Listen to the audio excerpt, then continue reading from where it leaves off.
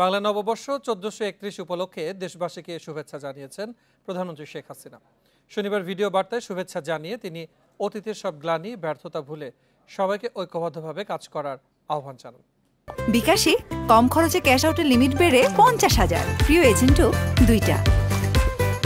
আসসালামু আলাইকুম। বর্ষ পরিক্রমায় আবারও আমাদের মাঝে ফিরে এসেছে নতুন বছর। আপনারা যারা দেশে বিদেশে অবস্থান করছেন, বাংলাদেশের সকল ভাই বোনকে জানাই বঙ্গাব্দ ১৪৩১-এর শুভেচ্ছা। শুভ নববর্ষ।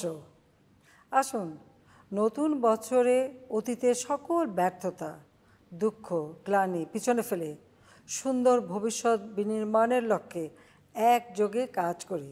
কবি সুফিয়া কামালের ভাষায় উচ্চারণ করতে চাই, পুরাতন গত হোক, যবনিকা করি উন্মোচন, তুমি এসো হে নবীন, হে বৈশাখ নববর্ষ, এসো হে নতুন, শুভ নববর্ষ।